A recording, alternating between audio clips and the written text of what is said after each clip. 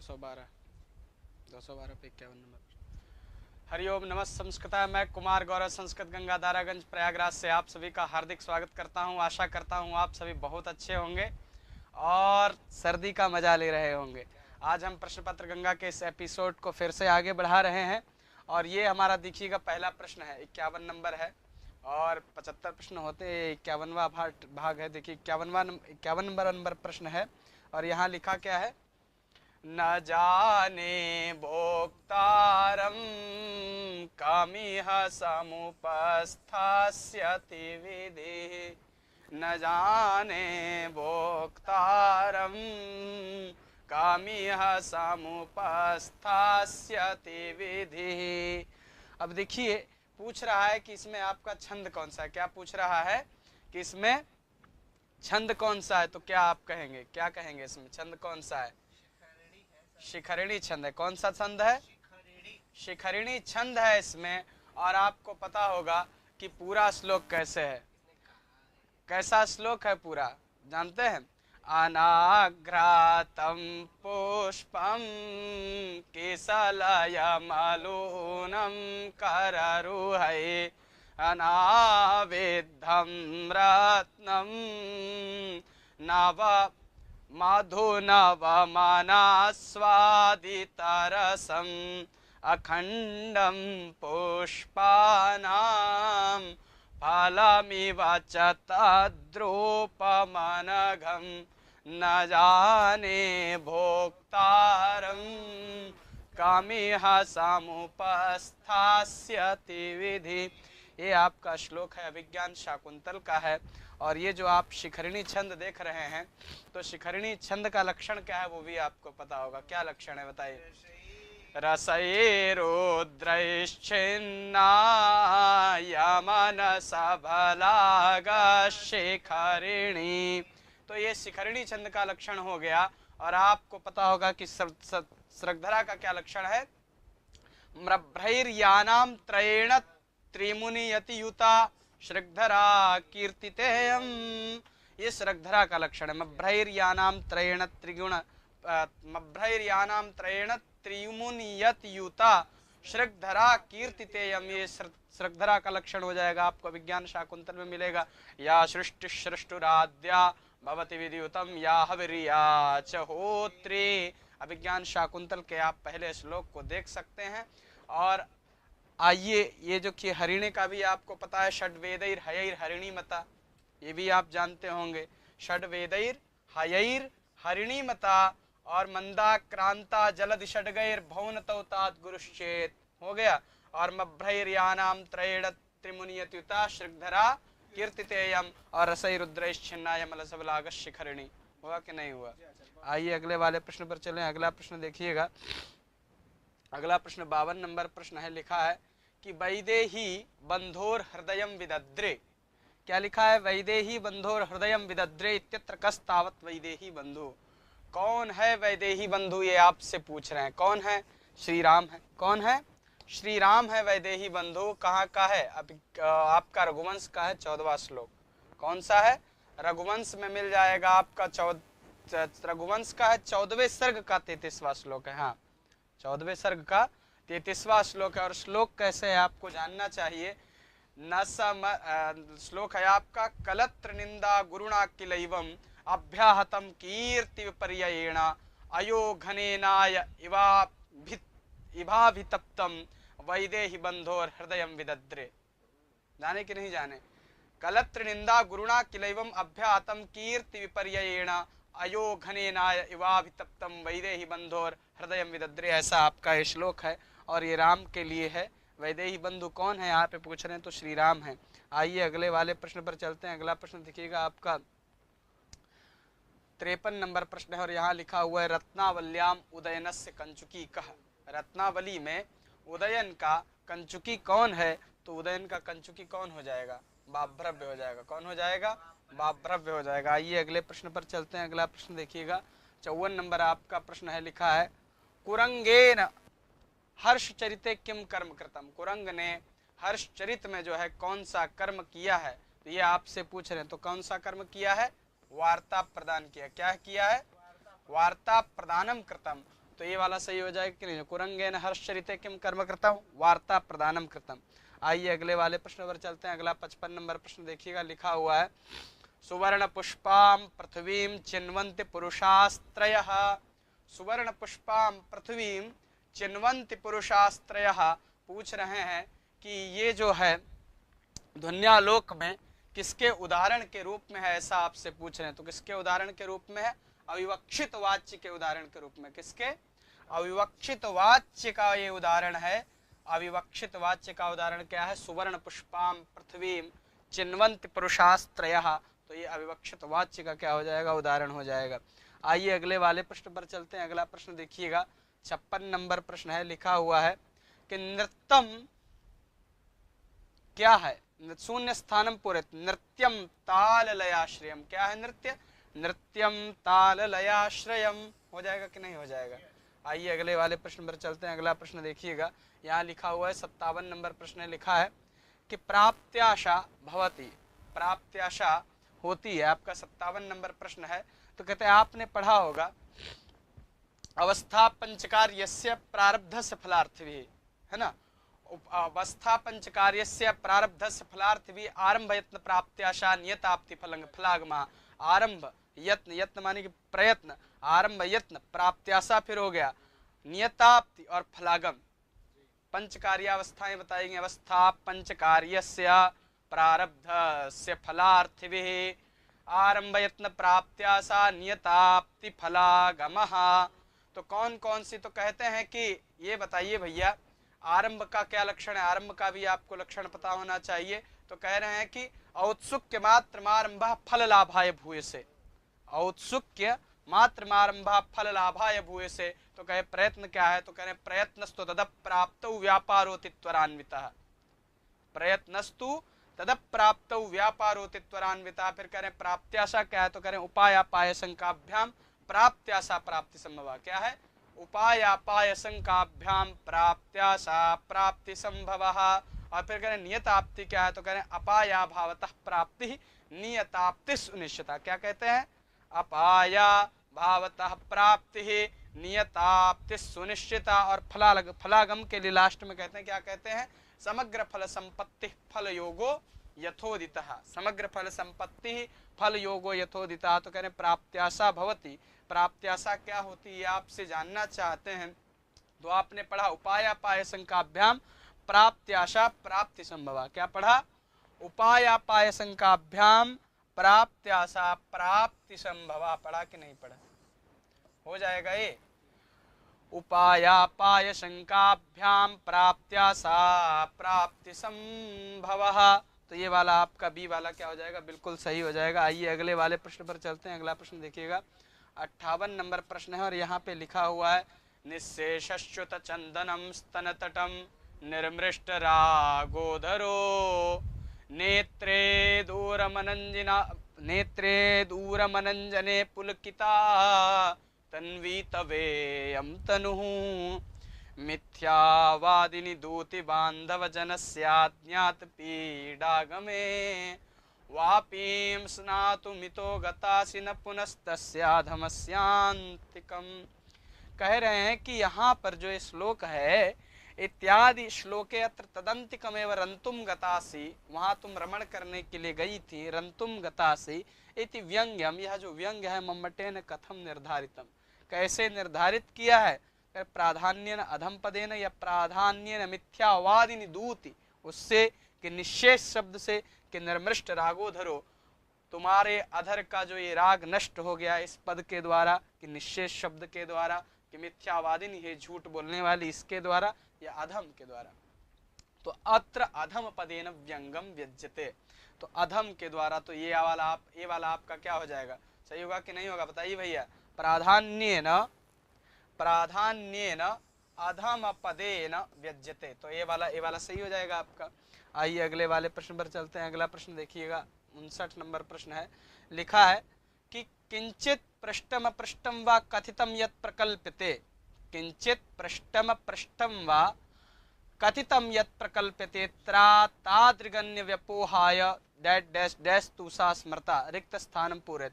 किसके लिए है भैया? ये आपसे पूछ रहे हैं कि ये किसके लिए आया है? तो आप क्या बताएंगे, बताइए किसके लिए आया है? परिसंख्या के लिए आया। वाह, तो किसके लिए आया है? परिसंख्या के लिए आया है। किंचित पृष्ठम पृष्ठम वा कथितम यत् प्रकल्प्यते तादृगण्य व्यपोहाय परिसंख्या तु सा स्मृता। एक बार और बोलिए, किंचित पृष्ठम पृष्ठम वा कथितम यत् प्रकल्प्यते तादृगण्य व्यपोहाय परिसंख्या तु सा स्मृता। हो गया कि नहीं हो गया? परिसंख्या के लिए कहा गया है। मैं आपको एक साथ में एक चीज और बता दूं। एक देखिएगा, अपनुति का क्या लक्षण है आपको पता है कि नहीं पता है?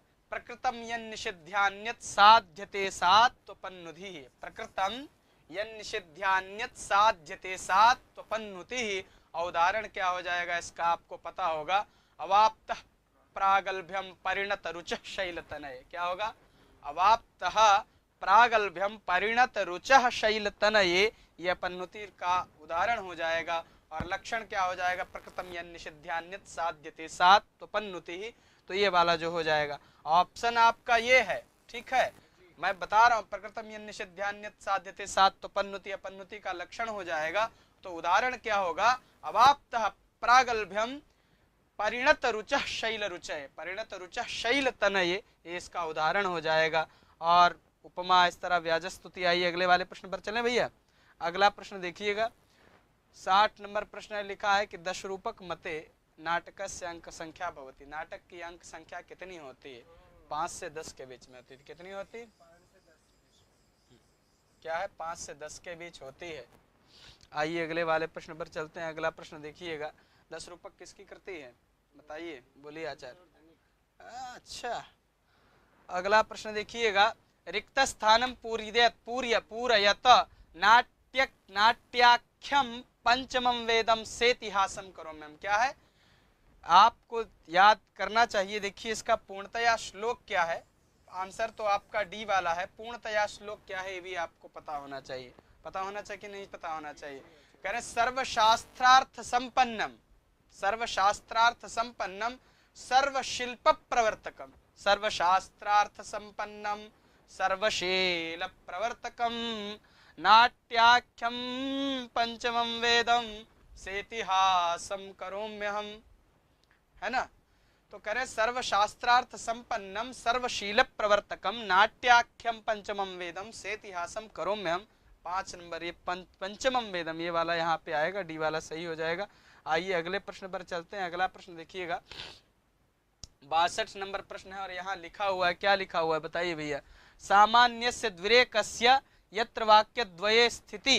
सामान्यस्य द्विरेकस्य यत्र वाक्यद्वये स्थिति काव्य प्रकाशकार मते कोयम अलंकारः। काव्य प्रकाशकार जो हैं वो यहाँ पूछना चाहते हैं आपसे कि यहाँ पर कौन सा अलंकार है। क्या पूछना चाहते हैं आपसे कि यहाँ पे कौन सा अलंकार है? तो आप क्या बताएंगे, बताइए। सामान्यस्य द्विरेकस्य यत्र वाक्यद्वये स्थितिः अत्र कः अलंकारः। तो आप क्या कहेंगे? प्रतिवस्तुपमा अलंकार कहेंगे। प्रतिवस्तुपमा कहेंगे कि नहीं कहेंगे? तो ये तो आपको पता चल गया भैया कि भैया प्रतिवस्तुपमा अलंकार होता है कहाँ? सामान्यस्य द्विरेकस्य यत्र वाक्यद्वये स्थितिः तत्र प्रतिवस्तुपमा। सामान्यस्य द्विरेकस्य यत्र वाक्यद्वये स्थितिः प्रतिवस्तुपमा अलंकार का क्या हो जाएगा? ये लक्षण हो जाएगा। तो काव्य प्रकाशकार मते कोयम अलंकार प्रतिवस्तुपमा अलंकार। और भी आपको क्या है जानना चाहिए कि निदर्शना के लिए क्या कहते हैं। निदर्शना एक आया है, तो निदर्शना के लिए आप क्या कह सकते हैं? अभवन वस्तु संबंध उपमा परिकल्पकः सस्वे हेत्वन्यस्योक्ति क्रियैव च सा परा। आपने इसका उदाहरण दिया होगा, एग्जाम में भी बहुत पूछा जाता है। क्या पूछा जाता है कि निदर्शना अलंकार का कौन सा उदाहरण है? तो आपको उदाहरण भी पता होगा। क्व सूर्य प्रभवो वंशः क्वचाल्प विषया मतिः। है कि नहीं है? तितीर्षुर दुस्तरम मोहा दुडुपेनास्मि सागरम। और भी एक उदाहरण है, कौन सा है? उदयति वितदोर्ध्वरस्मिरज्जा वहिम रुचो हिमधाम चातियास्तम। यह भी आपको उदाहरण मिल जाएगा ग्रंथ का, है ना?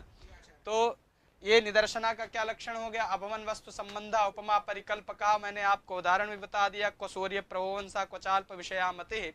और दृष्टांत का क्या लक्षण हो जाएगा बताइए। दृष्टांत भी आपसे पूछा है तो दृष्टांत का लक्षण क्या हो? दृष्टांत पुनरेतेषां सर्वेषां प्रतिबिंबनम। क्या होगा? दृष्टांत पुनरेतेषां सर्वेषां प्रतिबिंबनम। बोलिए भैया। दृष्टांत पुनरेतेषां सर्वेषां प्रतिबिंबनम। आप लोग भी बोलिएगा, है ना, आप लोगों को भी मौन नहीं रहना है। दृष्टांत पुनरेतेषां सर्वेषां प्रतिबिंबनम, इसका उदाहरण क्या हो जाएगा? त्वयि दृष्ट एव तस्य निर्वाति मनो मनोभवज्वलितम। इसका क्या हो जाएगा? उदाहरण हो जाएगा। और आइए आगे हम बढ़ते हैं। अगला प्रश्न देखिएगा। आपने निदर्शना को भी जाना। निदर्शना का जाना क्या? अवन वस्तु संबंध उपमा परिकल्पक। और विशेषोक्ति का आप जानते हैं, विशेषोक्ति रखंडेषु कारणेषु फलावचः और दृष्टांतः पुनरेतेषां सर्वेषां प्रतिबिंबनम, ये आपने दृष्टांत का भी जान लिया। और ये सामान्यस्य दुरेकस्य यत्र वाक्यद्वये स्थिति, ये किसका है? प्रतिवस्तु उपमा का है। याद हुआ कि नहीं हुआ? सामान्यस्य दुरेकस्य यत्र वाक्यद्वये स्थिति प्रतिवस्तुपमा का हो गया। और निदर्शना क्या हो जाएगा? भवन वस्तु संबंध उपमा परिकल्पक। और दृष्टांत का क्या हो? दृष्टांतः पुनरेतेषां सर्वेषां प्रतिबिंबनम और विशेषोक्ति रखंडेषु कारणेषु फलावचः। होगा कि नहीं होगा? आइए अगले वाले प्रश्न पर चले। अगला प्रश्न देखिएगा। 63 नंबर प्रश्न यहाँ दिया है। सतप्तकार्तस्वर भास्वरांवरः। क्या है? सतप्तकार्तस्वर भास्वरांवरः। कह रहे हैं कि यहाँ कार्तस्वर पद से को अर्थ था। कार्तस्वर पद का क्या अर्थ है? तो बताइए भैया, सुवर्ण होगा कि नहीं होगा? सुवर्ण हो जाएगा। हुआ कि नहीं हुआ? आइए अगले वाले प्रश्न पर चलते हैं। अगला प्रश्न देखिएगा। 64 नंबर प्रश्न लिखा है कि कस्य काव्यम विद्वद औषधम कद्यते। नैषधम विद्वद औषधम। नैषध किसका है? श्रीहर्ष का है। किसका है? श्रीहर्ष का है। माघ का क्या है? शिशुपाल बध है। कालिदास के सात काव्य हैं। और अश्वघोष का हो गया सौंदरानंद हो गया, शारिपुत्र प्रकरण हो गया, बुद्ध चरितम हो गया। आइए अगले वाले प्रश्न पर चलते हैं। अगला प्रश्न देखिएगा। 65 नंबर प्रश्न यहाँ लिखा है। सर्गश्च प्रतिसर्गश्च वंशो मन्वंतराणि च, है ना? अरे सर्गश्च प्रतिसर्गश्च वंशो मन्वंतराणि च। और फिर आगे आप क्या कह सकते हैं? वंशानुचरितम चैव पुराणम पंचलक्षणम। होगा कि नहीं होगा? तो ये मन्वंतराणि च किसके लक्षण है? पुराण के लक्षण हुए कि नहीं? डी वाला सही हो जाएगा आपका। आइए अगले वाले प्रश्न पर चलते हैं। 66 नंबर प्रश्न देखिए। लिखा हुआ है एषु कस्य देशस्य नाम हरिसेनस्य इलाहाबाद शिलालेखे नास्ति। इनमें से किसका नाम जो है हरिसेन के इलाहाबाद शिलालेख में नहीं है? तो आप क्या कहेंगे? तो आपका क्या हो जाएगा? चीन का नहीं। किसका नाम नहीं है? चीन का नाम नहीं है। तो आपका डी वाला क्या हो जाएगा? बिल्कुल सही हो जाएगा। आइए अगले वाले प्रश्न पर चलते हैं। अगला प्रश्न देखिएगा। 67 नंबर प्रश्न है। यहाँ लिखा हुआ है अर्थशास्त्रकार मते विद्या कतविधा। अर्थशास्त्रकार जो है उनके मत में जो है विद्या कितने प्रकार की है? तो आप क्या कहेंगे? विद्या चतुर्विधा। कितने प्रकार की है? चतुर्विधा। चतुर्विधा विद्या क्या है? चतुर्विधा विद्या है। आइए अगले वाले प्रश्न पर चलते हैं। अगला प्रश्न देखिएगा। 68 नंबर प्रश्न है। कह रहे हैं कि अर्थशास्त्रतः रिक्तम स्थानम पूरयत। कृषि पशुपाल्ये वाणिज्या च। कह रहे हैं कि कृषि पशुपाल्ये वाणिज्या च क्या होता है? तो आप क्या कहेंगे? वार्ता कहेंगे। क्या कहेंगे? वार्ता कहेंगे। तो ये वाला आपका क्या हो जाएगा? बिल्कुल सही हो जाएगा। आइए अगले वाले प्रश्न पर चलते हैं। अगला प्रश्न देखिएगा। 69 नंबर प्रश्न है। यहाँ लिखा हुआ यस्य कथा रामायणाश्रिता नास्ति। जिसकी कथा रामायणाश्रित नहीं है। यस्य कथा रामायणाश्रिता नास्ति। जिसकी कथा रामायणाश्रित नहीं है। तो ऐसा कौन सा है? बताइए, आपको बताना है। तो किरातार्जुनीयम हो जाएगा। किरातार्जुनीयम की कथा कहाँ से है? महाभारत के वन पर्व से। कहाँ से? वन पर्व से है। तो ये आपका डी वाला बिल्कुल क्या हो जाएगा? सही हो जाएगा। आइए 70 नंबर वाले प्रश्न पर चलते हैं। अगला प्रश्न देखिएगा। 70 नंबर प्रश्न है। यहाँ लिखा है जय इति कस्य महाकाव्यस्य नामांतरम। जय जो है ये किस काव्य के कस्य काव्य से, किस काव्य का नामांतर है? तो आप क्या कहेंगे? महाभारत का क्या है? ये नामांतर है। किसका नामांतर है? महाभारत का नामांतर है। तो ये वाला सही हो जाएगा। आप 70 का बी। आइए अगले प्रश्न पर चलते हैं। 71 का देखिएगा। मनु संहितायाम कस्य दुर्गस्य समाश्रयणम बहुधा प्रशंसितम। मनु संहिता में किस दुर्ग का समाश्रयण जो है बहुधा प्रशंसित किया गया है। कह रहे हैं कि किसका, धन्व दुर्ग का, कि अब दुर्ग का, या मही दुर्ग का, या गिरिदुर्ग का। तो आप क्या कहेंगे कि गिरदुर्ग जो है इसका जो है बहुत प्रशंसा किया गया है। इसमें आपको प्राप्त भी होता है मनुसंहिता में, मनुस्मृति में क्या मिलेगा बता रहे हैं। देखिएगा क्या कहते हैं कि सर्वेण सर्वेण तु प्रयत्नेन गिरिदुर्गम समाश्रयेत। क्या? सर्वेण तु प्रयत्नेन गिरिदुर्गम समाश्रयेत एषां हि बाहुगुण्येन गिरिदुर्गम विशिष्यते। एषां हि बाहुगुण्येन गिरिदुर्गम विशिष्यते। तो इसीलिए मनुसंहिता में गिरिदुर्ग का बहुधा प्रशंसा किया गया। तो गिरिदुर्ग में जो है क्या निवास करना चाहिए। आइए अगले वाले प्रश्न पर चलते हैं। अगला प्रश्न देखिएगा, 72 नंबर प्रश्न है, लिखा हुआ है कि मनुसंहितायाम कति क्रोधजानि व्यसनानि। क्रोधज व्यसन कितने हैं मनुसंहिता में, ऐसा आपसे पूछ रहे हैं। तो आप क्या कहेंगे कि 8 है। क्या कह देंगे? 8 हैं। ये आपका बिल्कुल सही है। और भी मैं आपको चीजें बताता हूँ। कहते हैं कि 10 काम समुत्थानी, कामगण कितने होते हैं? 10 होते हैं। 10 काम समुत्थानी तथाष्टौ क्रोधजानि च।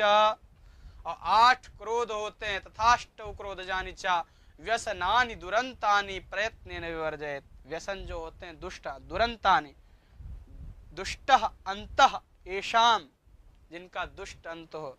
तो व्यसनों से हमेशा अंत जो व्यक्ति का होता है बहुत खराब अंत होता है।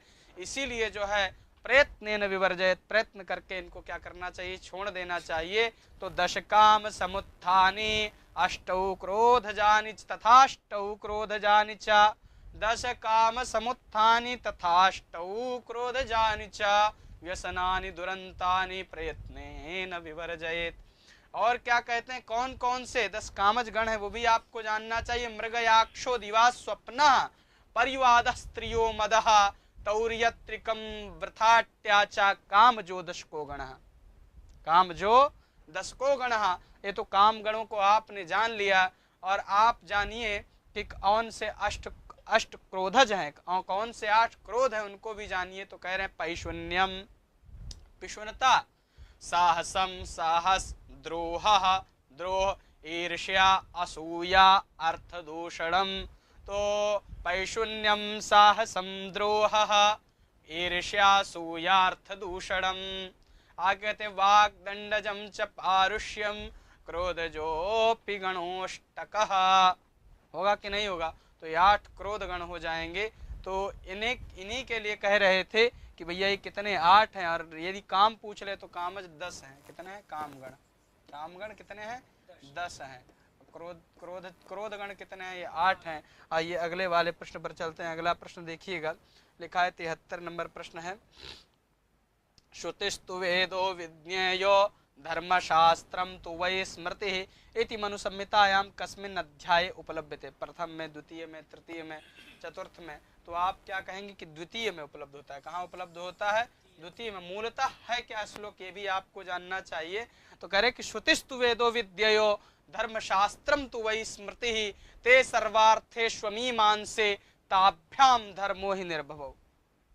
ताभ्याम धर्मो ही निर्भवौ ते सर्वार्थेष्वमीमांसे दाभ्याम धर्मो ही निर्भवौ। ऐसा हो जाए। श्रुतिस्तु वेदो विद्ययो धर्मशास्त्रम तु वै स्मृति। तो ये कहाँ आया? द्वितीय अध्याय में आया। आइए अगले प्रश्न पर चलते हैं। अगला प्रश्न देखिएगा, 74 नंबर प्रश्न यहाँ लिखा हुआ है अभियोगे च साक्ष्ये च दोषत्वेन न गण्यते। दोष अभियोगे साक्ष्ये च दोषत्वेन न गण्यते। अभियोग में, जिस पे आप अभियोग चलाते हैं यानी कि मुकदमा चलाते हैं जिस पे, और जिसको आप साक्ष्य रखते हैं, मतलब जो आपका गवाह होता है, तो दोषत्वेन न गण्यते। तो अभियोग में और साक्षी में दोष किसका नहीं माना जाता? किस चीज का दोष नहीं होता है? धन विकृति का, कि कर्म विकृति का, कि मनोविकृति का, कि वाग विकृति का? किसका दोष नहीं होता है? तो आप क्या कहेंगे बताइए। तो आप क्या कहेंगे कि धन विकृति का दोष नहीं होता है। किस धन का विकृति का दोष नहीं होता? तो किन विकृतियों का दोष होता है वो भी तो पता होना चाहिए। तो कहते हैं, क्या कहते हैं आप जानिए कि स्वभावात् विकृतिम गच्छेन मनोवाक् काय कर्म भी। स्वभावान विकृतिम गच्छेत मनोवाक् काय कर्म भी स्वभावान विकृतिम गच्छेत मनो वाक काय और कर्म भी। तो क्या कह रहे हैं, अभियोगे च साक्ष्ये च स्वभावान विकृतिम गच्छेत मनो वाक काय कर्म भी। इन चारों के द्वारा विकृति होती। तो भैया धन विकृति आई कहीं नहीं आई। तो अभियोग और साक्ष्य में स्वभावाद विकृतिम गच्छेन मनोवाक काय कर्म भी अभियोगे थ साक्ष्ये वा दुष्टः सः परिकीर्तितः। अभियोग में और साक्ष्य में ऐसे व्यक्ति को दुष्ट माना जाता है, वही बताने का ये प्रयोजन है। तो अभियोग और साक्ष्य में धन विकृति को नहीं माना जाता है, मनोवाक काय कर्म भी इन चारों चीजों को माना जाता है। आइए अगले वाले प्रश्न पर चलते हैं। 75 नंबर प्रश्न देखिएगा, कर कि साक्ष्य गुणान्यतमो नास्ति। साक्षी का कौन सा गुण नहीं है? साक्ष्य गुणान्यतमो नास्ति, कौन सा गुण नहीं? तो कह रहे हैं कूट साक्षिता नहीं। क्या नहीं है? कूट साक्षिता नहीं। आपका सी वाला विकल्प तो सही हो जाएगा कि साक्षी का गुण अन्यतम गुण कौन सा नहीं, तो कूट साक्षिता जो है वह साक्षी का गुण नहीं है। यह आपको पता चल गया। तो है कैसा गुण ये भी आपको पता होना चाहिए। क्या क्या है इसमें बताइए। तो कहते तब कैसा होना चाहिए साक्षी को, वो बता रहे हैं कि तपस्वी हो, दानशील हो, कुलीन हो, सत्यवादी हो। तपस्वी, दानशील, तपस्वी आ गया, दानशील हो, सत्यवादी हो, दानशील, क्या दानशील भी हो, सत्यवादी भी हो। तपस्विनो दानशीला कुलीना सत्यवादिनः धर्म प्रधाना ऋजवा पुत्रवंतो धनान्विता। और धन संपन्न भी हो, कुलीन भी हो। क्या हो? कुलीन भी हो। क्या हो? कुलीन मतलब परिवार से अच्छे हो भैया, गुण संपन्न व्यक्ति हो। और फिर कह रहे धर्म प्रधाना ऋजवा पुत्रवंतो धनान्विता, पुत्रवान हो। त्रिवरा साक्षिणो गे आश्रौतस मार्त क्रिया परा यथा जाति यथा वर्णम सर्वे सर्वेषु वा स्मृता।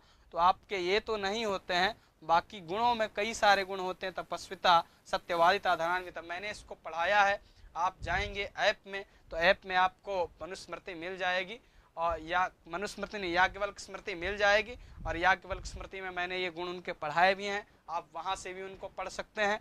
और मुझे लगता है कि आपको बहुत आनंद आया होगा। ना भी आनंद आया हो तो आनंद लेने की ज़बरदस्ती कोशिश करिएगा। और फिर आपसे मुलाकात होगी लाइव क्लास सुबह 8 शाम 8 देखते रहिए। तब तक के लिए नमः संस्कृताय, फिर आपसे मुलाकात होगी।